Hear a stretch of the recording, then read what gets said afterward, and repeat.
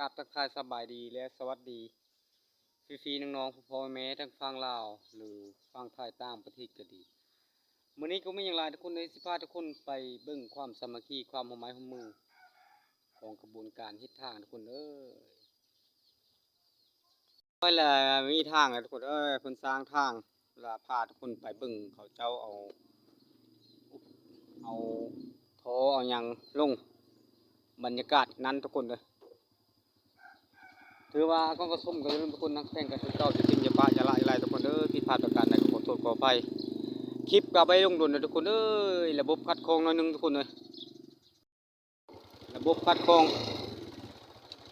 ก็เลยไปลงทุกคนเลยในหลายมื้อหลายวันแล้วทุกคนขอโทษขออภัยทุกคนคิดถึงวุ้นเฟิร์นเราไม่ได้เข้าหาวุ้นเฟิร์นเลยทุกคนเลยตอนนี้ก็บรรยากาศกันยังแดดทุกคนเลยคนบุษราตกทุกวันคอยทุกคนคนก็ไปประมาณทุกคนเลยทางวันคอยล่ะถือว่าทั้งหลายทุกคนประมาณนี้ละ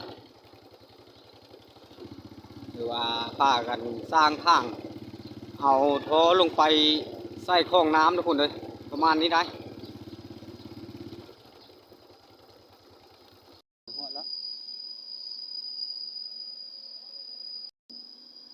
ถือว่าเพิ่นกำลังเอารถแมคโครประมาณนี้ทุกคนเลยเอาลงใส่คลองน้ำถือว่าชาวบ้านก็พากันมาซอยคนวายงานซะมาซวยเลยกันคนละไม้คนละมือประมาณนี้ทุกคนเลยกับผมไม่ยังลายดอก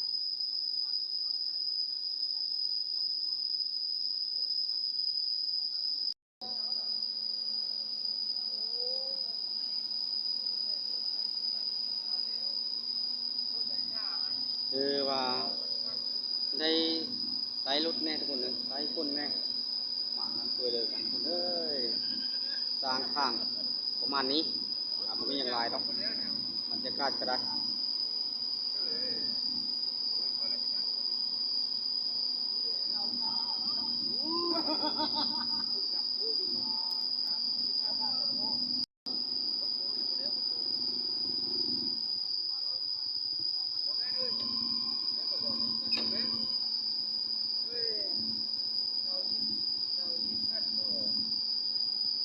ทางกำลังก่อสร้างคนก่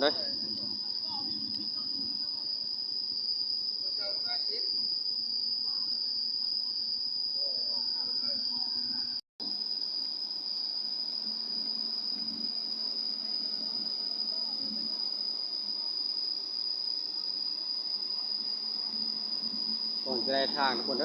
กับธรรมดาด้วยกันประมาณนี้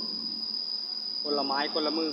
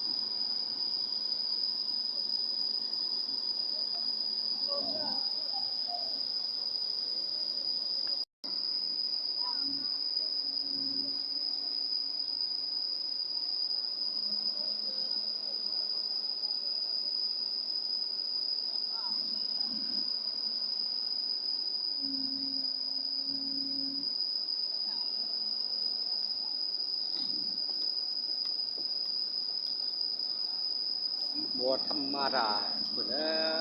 ยก่อนจะได้ทางมาได้แต่ก่อนทางมันค่อยก็คือทุกคนได้เห็นนะเนาะ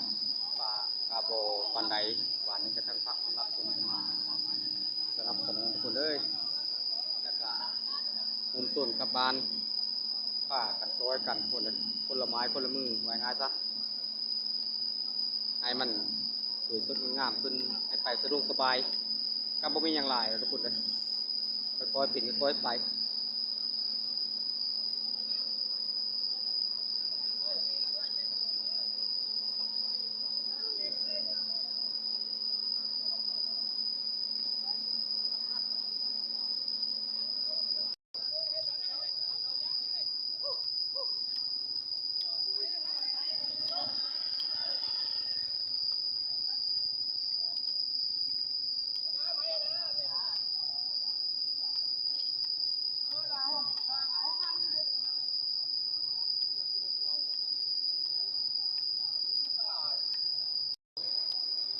วันนี้ทุกคนเลย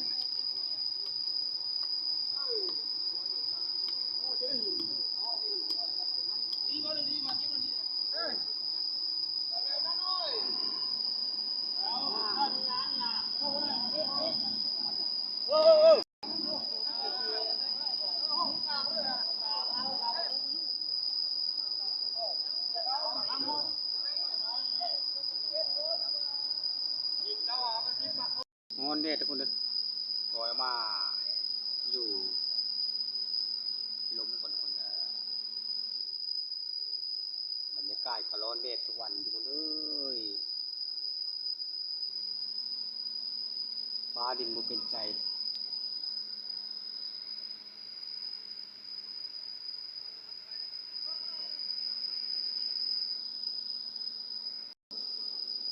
เดี๋ยวว่าใกล้อยากสำเร็จแล้วทุกคนเลย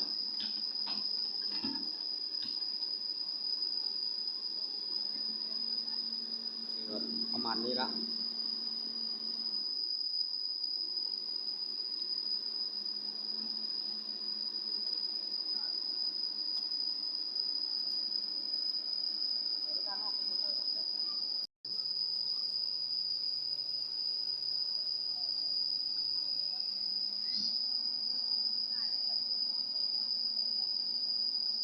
นี่ถือว่า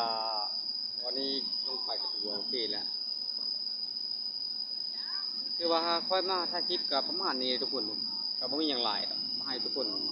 มาอัปเดตให้ทุกคนรู้ว่าบ้านค่อยกำลังมีทางทุกคน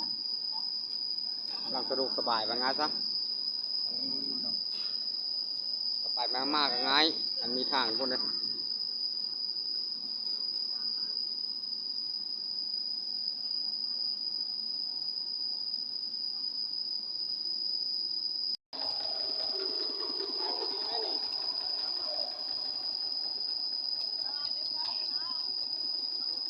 คือว่าน้ำก็มาแต่ในบ้านทุกคนเพราะว่าอันนี้ปิดทางนอกบ้านว่าง่าย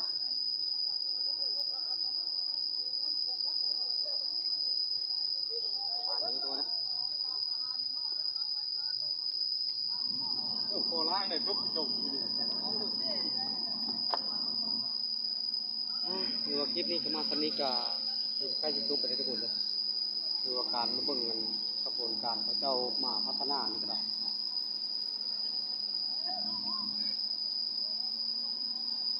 คือว่าอาจจะจบสมีทุกคนเลย